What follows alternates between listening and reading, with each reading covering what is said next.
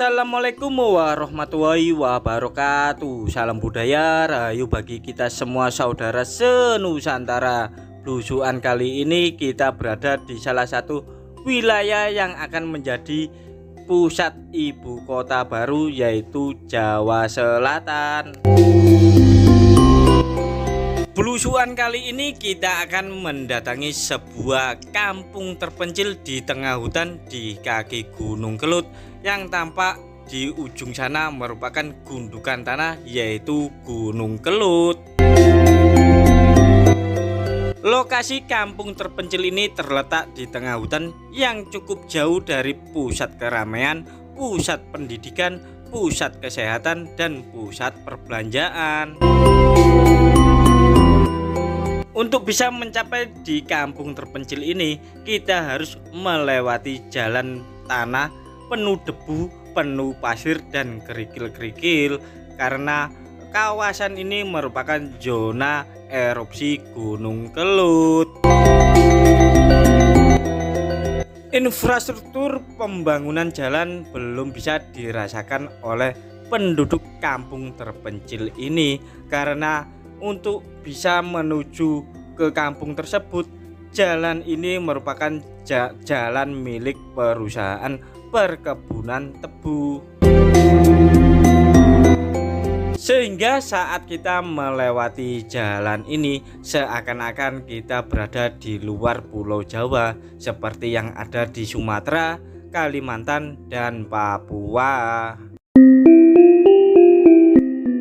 Padahal perusahaan perkebunan tebu ini merupakan aset milik negara, namun negara masih belum bisa memberikan infrastruktur yang layak bagi masyarakat terpencil yang ada di kampung ini. Seandainya ada pembangunan infrastruktur jalan di kampung ini, kemungkinan perekonomian penduduk kampung ini akan maju, bahkan membantu perusahaan perkebunan tebu ini juga sama-sama saling menguntungkan. Keuntungan yang bisa diambil oleh perusahaan perkebunan tebu apabila membantu membangun infrastruktur jalan ini ialah distribusi pertanian, pembibitan, dan pemanenan pun cukup lancar. Sedangkan keuntungan bagi penduduk kampung terpencil ini ialah mobilisasi mereka untuk bekerja, untuk mengantar anak sekolah, bahkan untuk menjual hasil pertanian maupun peternakan. Semoga kedepannya jalan ini ada infrastruktur pembangunan jalan sehingga bisa dirasakan oleh masyarakat kampung terpencil maupun perusahaan perkebunan. Kampung terpencil ini hanya ada 11 rumah dan 14 kakak, namun banyak sekali keunikan bahkan peninggalan sejarah yang ada di kampung terpencil ini. Pasti para penonton video ini juga penasaran akan keunikan kampung terpencil ini yang berada di kaki Gunung Kelut. Meski berada di kampung terpencil ini, penduduk kampung ini juga terkenal akan kecantikannya maupun kegantengannya. Padahal mayoritas penduduk kampung ini merupakan buruh tani yang ada di area perkebunan tebu yang di sekitar rumah mereka. Walaupun perekonomian penduduk kampung ini di bawah kata sejahtera, namun di tempat ini ataupun di kampung ini jarang atau enggak ada sama sekali Bang Plecit, Bang Dedel, Mbak Mekar, Mbak Syariah, atau Mbak NBK untuk cari nasabah di kampung ini. Mungkin bagi abang-abang Plecit atau abang-abang Titil maupun Mbak Mekar, Mbak Syariah, atau Mbak NBK nggak mau datang ke kampung ini dikarenakan lokasi kampung ini cukup jauh dari pusat keramaian, apalagi dengan jalan medan yang seperti ini. Bahkan kalau malam melewati jalan ini pastinya gelap gulita karena nggak ada penerangan jalan umum. Cobalah kalian fokuskan mata kalian di sebelah kiri. Disitulah tampak gerumbulan hutan atau pepohonan, dan di dalam situlah terdapat kampung terpencil yang jarang diketahui orang. Setelah kalian melihat rimbunan pepohonan, berarti kita sudah tak jauh dari kampung terpencil yang berada di tengah hutan dan di kaki Gunung Kelut. Sebelum sampai di kampung ini, kalian pasti menyadari atau tidak, sepanjang kita perjalanan ini kita tak menemukan seorang, bahkan tak berpapasan dengan seorang pun. Berarti kampung ini memang benar-benar jauh dari pusat keramaian. Dengan demikian dipastikan bahwa penduduk kampung ini sangatlah hemat, suka menabung, dan irit dalam melakukan kehidupan sehari-hari. Bagi kalian yang suka keheningan dan suka menenangkan diri maupun menenangkan pikiran, kalian bisa datang ke kampung ini karena kampung ini jauh dari hiruk-pikuk keramaian. Bahkan suasana musik-musik pun juga tak ada. Sesampai di dalam kampung terpencil ini, kalian pasti ternyangang bahkan tertegun karena banyak sekali rumah-rumah penduduk kampung ini merupakan rumah peninggalan era kolonial Belanda. Namun untuk memastikan bahwa kampung ini memang banyak peninggalan Belanda, marilah kita melihat masuk ke dalam kampung ini, sekaligus kita melihat-lihat suasana yang ada di kampung terpencil ini. Apalagi di kampung ini banyak sekali kembang desa yang cantik jelita, ayu kinclong, moblong-moblong. Semoga saja kita dapat jodoh kembang desa yang ada di kampung ini, karena terkenal akan kecantikannya yang ayu kinclong, moblong-moblong. Nah, setelah kita perjalanan yang cukup jauh serta melelahkan, akhirnya kita bisa santai-santai sambil melihat suasana kampung terpencil yang berada di tengah hutan di kaki Gunung Kelut. Di kampung terpencil ini hanya ada 11 rumah dan 1 masjid. Namun rumah-rumah yang di sini pun juga bekas peninggalan Belanda atau eks karyawan pabrik gula. Sedangkan yang ada di bagian kanan kita ini ialah bangunan untuk ternak, yaitu kandang kambing, yang mana di tempat ini atau seputaran kampung ini banyak sekali rumput-rumput atau ilalang-ilalang sebagai makanan ternak mereka. Sedangkan bangunan rumah yang tepat di depan mata kita ialah rumah dari Bapak Kepala Rukun Tetangga atau yang kita kenal dengan Pak RT. Disitulah rumah Pak RT berada, yang mana juga menggunakan rumah peninggalan Belanda, namun sudah direhab dan direnovasi dengan bantuan dari dusun, yaitu atap gavalum. Tak hanya rumah Pak RT saja yang direhab dan direnovasi, namun rumah-rumah yang masih dihuni yang ada di kampung ini juga dapat bantuan rehab atau renovasi atap rumah. Ada sesuatu yang menarik bagi kami saat melintasi kawasan ini, yaitu tepat berada di halaman rumah Pak RT ini ada sosok misterius yang membuat kami penasaran. Mungkin kalian para penonton juga penasaran siapakah sosok misterius tersebut. Ternyata di sini ada orang bertapa yang sedang minum air. Orang bertapa yang sedang minum air hingga berubah jadi batu ini merupakan simbol filosofi orang Jawa atau filosofi hidup orang Jawa yang mungkin kalian para penonton sudah tahu makna dari filosofi yang digambarkan berupa orang bertapa berubah menjadi batu. Menurut informasi yang kami dapat bahwa kampung ini selama kurang lebih 31 tahun tak pernah dialiri listrik. Namun akhir tahun ini atau sekitar setahun yang lalu sudah bisa merasakan aliran listrik.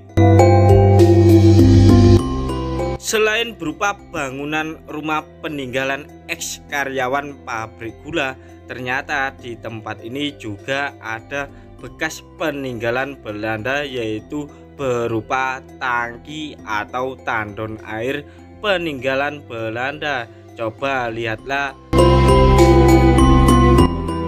Bukti bahwa tangki ini merupakan peninggalan Belanda ialah sistem sambungnya ini tidak menggunakan sistem pengelaskan, melainkan menggunakan sambungan paku keling. Nah, lihatlah paku kelingnya ini banyak sekali. Tak jauh dari tangki peninggalan Belanda ini terdapat sebuah bangunan rumah yang terbengkalai dan tak dihuni. Coba lihatlah atap-atap rumah bangunan ini sudah ambrol, mungkin karena nggak terawat dan nggak dihuni sehingga tak dapat bantuan. Namun bagi para penonton yang pengen dapat keheningan dan dapat merasakan ketenangan batin, ketenangan jiwa dan ketenangan pikiran, kalian boleh tinggal di sini. Namun harus minta izin Pak RT, dan di sini pun sudah ada kabel aliran listrik dari panel tenaga surya.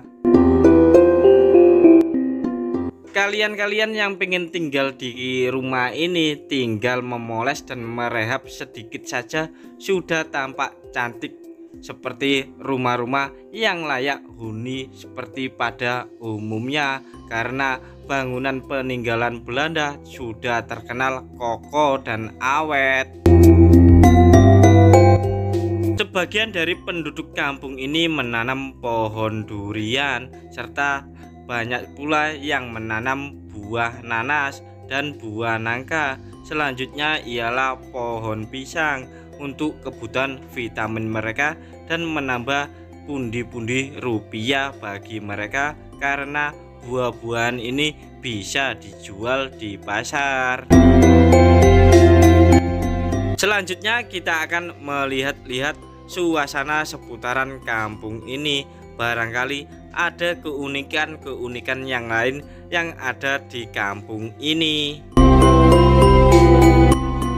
Di depan mata kita ini berjajar rumah-rumah penduduk, namun juga peninggalan Belanda, dan baru saja dipoles dan dapat bantuan atap gafalum dari dusun setempat.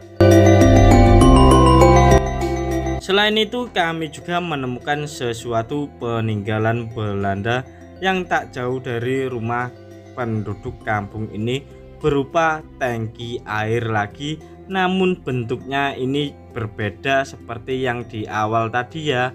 Tangki ini biasanya digunakan atau diangkut truk-truk zaman peninggalan Belanda dahulu. Meski berusia puluhan tahun, mungkin bisa pula ratusan tahun, namun tangki ini masih digunakan. Terbukti ada selang yang masuk ke dalam tangki ini, kemungkinan dipakai sebagai tandon air bagi masyarakat kampung ini. Sebenarnya kalau dilihat secara kasat mata, kampung ini menyimpan banyak sekali potensi sumber daya yang bisa bermanfaat dan berguna bagi masyarakat seputaran kampung ini, terutama di bidang perekonomian. Kampung ini juga saat musim kemarau sering kekurangan air bersih. Padahal kampung ini berdekatan dengan Gunung Kelut. Terbukti ini dapat bantuan air dari PDAM wilayah setempat. Meski berjumlah 14 kakak, namun soal ibadah penduduk kampung ini ialah rajin ibadah. Terbukti ada bangunan masjid yang cukup baru. Cobalah lihat di depan mata kita, inilah masjid baru yang ada di kampung peninggalan Belanda. Sedangkan bangunan sebelah kiri ini merupakan tandor atau tempat penyimpanan air yang sangat dibutuhkan masyarakat kampung ini, karena kampung ini saat musim kemarau juga kekeringan air. Bahkan musim penghujan pun cukup banyak yang kurang air. Tak jauh dari bangunan penampungan air bantuan dari dusun setempat, tepat di depan mata kita juga ada sebuah rumah yang terbengkalai. Namun kalau melihat atapnya masih bagus, namun bagian tembok-temboknya saja yang sudah terkelupas dimakan usia. Meski sedikit dimakan usia, namun bangunan fisik rumah itu terlihat masih kokoh. Bahkan genteng-gentengnya masih banyak yang utuh. Namun perlu sentuhan-sentuhan sedikit biar rumah ini bisa layak dihuni. Kalian boleh menempati rumah-rumah kosong seperti ini tanpa membayar. Namun kalian boleh menempati, namun tak boleh dijual belikan, karena kawasan kampung ini merupakan lahan milik PT Perkebunan. Selanjutnya, setelah kita melihat bagian dalam kampung ini, mari kita coba melihat bagian sisi luar kampung ini. Dan tampak di sebelah kiri ini merupakan bangunan yang terbengkalai juga, namun perlu juga direhab atau direstorasi ataupun direnovasi. Dari 11 rumah yang ada di kampung ini, yang kami lihat hanyalah 3 rumah saja yang tak dihuni dan terbengkalai. Bagi kalian ingin tinggal di sini, silakan. Namun banyak sekali keterbatasan fasilitas yang ada di kampung ini. Namun bagi yang mencari ketenangan jiwa, ketenangan batin, dan ketenangan pikiran, silakan kalian boleh tinggal di kampung ini. Dari 3 rumah yang terbengkalai tadi, hanya ada 2 rumah yang perlu sedikit perbaikan, antara rumah ini dan rumah yang ada di tengah tadi ya. Jadi kalian bisa sedikit mengeluarkan uang untuk sedikit merehab atau merenovasi. Dan di sini pula ada bekas peninggalan Belanda juga, yaitu berupa tangki, namun bentuknya agak berbeda dari yang kita lihat dari awal, kedua, dan ini yang terakhir. Selanjutnya kita akan melihat sebuah bangunan rumah yang agak lebih tinggi dari rumah-rumah yang lain. Dan rumah yang ada di depan itu merupakan gardu listrik 1 atap, yang mana 1 meteran ini digunakan 9 rumah yang ada di kampung ini. Seperti yang kami sebutkan dari awal tadi, bahwa kampung ini kurang lebih 31 tahun tanpa dialiri listrik. Namun setahun terakhir inilah baru adanya listrik masuk kampung ini.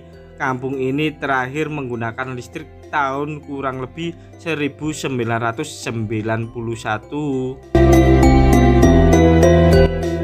Sebelum mendapatkan bantuan listrik masuk kampung ini, masyarakat kampung ini menggunakan panel tenaga surya, namun banyak yang rusak. Untuk lebih lengkapnya dan lebih jelas serta gamblangnya, mari kita tanya-tanya sama penduduk kampung ini tentang keluh kesahnya.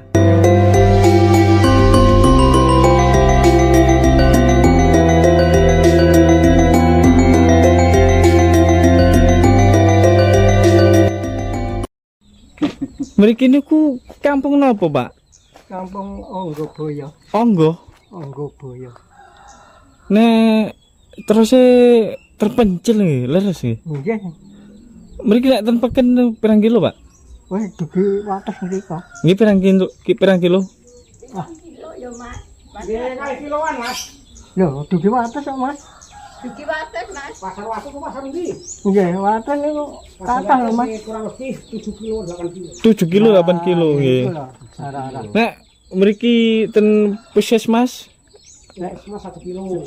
1 kilo ten pundi? Lancar.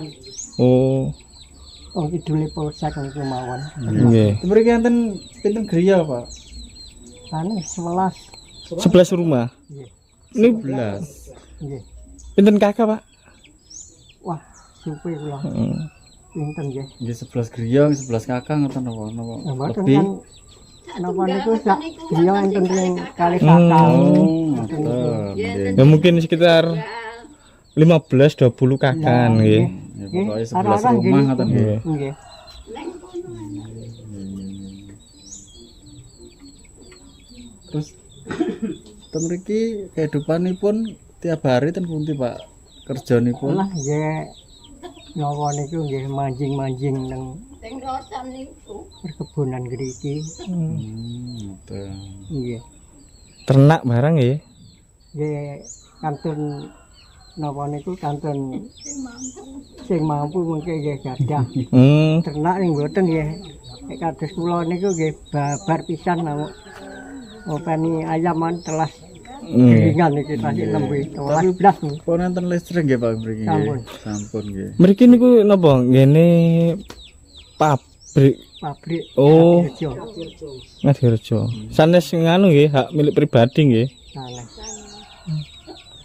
Ibaratnya mriki niku napa rumah dinas nggih. Rumah dinas iki rumah dinas. Rumah dinas karyawan PG nggih. Nah, nggih. 11 rumah. Nah. Tapi untuk bantuan barang nggih saking pemerintah nggih. Nggih, saking Mriki nek saking pundi badhe ten pundi-pundi nggih tebih nggih, Pak nggih. nggih. Radosane nggih mboten penak. Jawa Tengah ajeng mriko Hmm. kadang etan nggih mriko dusun padu nika. Niku tempat pundi ya mriku? Nggih tumut anu jabatan gitu. Harapannya jenengan kangge pemerintah niku dos pundi, Pak? Sarapane nggih kados pengairan, Nggih, Pak. listrikan, Amit-amit nggih. Apa harapannya? harapan pemerintah iki harus utamakan jalan. Jalan nggih. Nggih. Listrik. Listrik. air minum. Air pun. Lho mriki mboten enten listrik napa? Listrik tapi masih satu atap, Mas. Satu atap. Masih satu atap itu nanti kalau pemakaiannya digotong sama-sama. Oh, yang nyalur Nyalur, satu rumah tapi disalurkan banyak rumah ya, gitu. pokoknya satu sentral Iya. dibagi per kakak satu rumah 200 Per bulan itu. per bulan. Enggak tentu, Mas. Hmm. Biasanya ya kalau habis pulsanya urunan lagi. Oh, runan lagi. Pulsa. Tapi ya, terima kasih sudah dibantu. Alangkah lebih baiknya kalau di Satu rumah sendiri, satu tekan anu. sendiri seperti Oh iya. air PDAM itu, Mas. Kalau air belum ya, Pak? Sudah, Mas, sudah masuk itu. Oh, sudah. Oh, baru nembe. Jalan yang belum ya Pak ya? Jalan gitu aja. Jalan sama listrik kita Listrik, per rumah nggih, per kakak ngoten nggih. Nggih. Mungkin nanti Didengar sama pejabat pemerintah setempat wilayah sini ya, supaya bisa mendengar keluh kesah warga penduduk terpencil masuk di niki mau Pak. Nggoboyo. Oh, Nggoboyo, Pak. Iya, Nggoboyo. kecamatan. Lancar. Nah ini dengan Bapak sinten nih? Bapak kami Jo, Pak. Nah, matur suwun nggih Pak nggih. Kampung nopo Pak namanya Pak? Nggoboyo. Enten pirang kakak mriki? Kawan welas niku. Sekawan welas. Nggih Pak itu mboten. Mboten enten medal tiange wau. Kawan welasan. Pirang griya mriki? Piro? 11 rumah, 14 kakak nggih. Nah. Mriki nek ten peken nggih topo bi niku, Pak. Piro? Pirang kilo nih saking peken? Mangke bekel wonten tegang iki. Nggih radosan koyo ngonten nggih. Nggih. Mriki nek lari-lari sekolah niku ten pundi, Pak? Sing lancar. Oh, tebing nggih nggih. Ya ati tepe sing sampe wonten sing berurip. Nggih sami tebine. Nggih tepe berurip timbang lancar. Hmm, SD ini lancar gitu. nggih tebi. Bahkan enten sing wonten sing berurip, Nggih. sebagian ing wonten ingkang wonten watas. Mencar-mencar ngonten nggih. Nggih. Nah, mriki kula tingali kok enten pembangunan napa? PDAM nggih. Nggih. Terus kali napa? Listrik tenaga surya. Iki pun juga gantosan iki. Napa? Sampun dibangun saking padu nalang mriki. Pendem, Pak. Oh, kabel Pendem. pendem. Nggih, Nembe. Pintun uran pun ajeng ngriadin kok. Oh, Hmm. pun setahun. Namine Pak Prayit niku sing bangun. Terus saya mek satu atap nggih napa? Nggih. Terus sedangkan niki sing tenaga surya niki kita sik didamel. Sebagian tasik, sebagian betul. Sebagian kula niku tasik. Nggih. Sebagian kan akine pun rusak. Nggih. Terus penduduk mriki niku sehari-hari niku napa, Pak? Pendamelanane. Nggih wonten lokasi Pak, termasuk pabrik Pak niki. Niki berarti lahan pabrik nggih. Lahan pabrik Pak. Mas. Berarti setiap hari nggih ngramut kebun tebu nggih. Nggih, nggih per hari-hari ini kerjane nggih teng tebu. Berarti Tebu. mayoritas penduduk mriki niki karyawan PG nggih. Boten karyawan Pak. Nggih, biasa-biasawan, sing karyawan, buruh. Lah nggih. Tani Buru, ngoten. buru tani PG nggih, ibaratnya rekutan pabrik gula nggih. Nggih. Cuman dalam mriki kuwasa ngenggeni mboten kuwasa gadah. Nggih. Nggih, terus namung nempati ngoten mawon. Nggih. Terus niki lek kerusakan-kerusakan iki sing bangun nggih sanes pabrik Pak niki Niki yang Mbak dusun. pribadi. Saking dusun. Oh, Oh, dibantu dusun. Niki gantos gapalung nembe lho Pak. Nggih, nggih. Mawon lah niki saking dusun. Oh. Niki yang pabrik uwangan Pak. Oh nggih. Sing paling sulit niku saking pabrik. Nggih. Duko anu nompong kaya Nggih. cilik mboten Nggih. ngerti. Oh, berarti bantuan saking dusun. Nggih, saking dusun. Lek niki direncana niku pemone genteng mboten nutut biayane Pak. Nggih. Terus di anu gapalung niki. Nggih. Nggih mboten napa-napa Pak, timbangane kebocoran lah. Nggih, lah niki niku ampun Pak gentenge parah. Genteng Nggih. niku istilahnya gede cilik kan Nggih. dandane pun wae. Nggih. Iya, iya, iya. Harapane jenengan kangge pemerintah jus pundi, Pak? Harapane nggih kula suwun lek saged nggih saged gak milik ngoten. Lek piyambak Oh. nggih to. Lah tiyang mboten gadah lho Pak. Ajeng pundi malih pomo Nggih. tuku nggih mboten gadah. Nggih. Teng mriki tirane namung buruh macul Nggih. kayane namung Terus pinten. pemuda-pemudine mriki niki nyambut ten lintu mriki napa ten mriki, Pak? Merantau. Mboten nggih lintung mriki Pak. Wonten mriki nggih. Oh, nggih sekitaran mriki nggih ten. Nggih perkebunan tebu lah kasarane musim tebang enten sing tebang. Pemone per hari-harine pemone kusum klanthek nggih klanthek Nggih. ngoten niku. Bisa Tapi entene ngoten. kayane mboten sesuai jan. Nggih. Tapi ngentene niku. Nggih. Niki Bapak sinten, Pak? Kula Nggih. Suyono Pak. Bapak Siono matur suwun Pak. Nggih, sami-sami.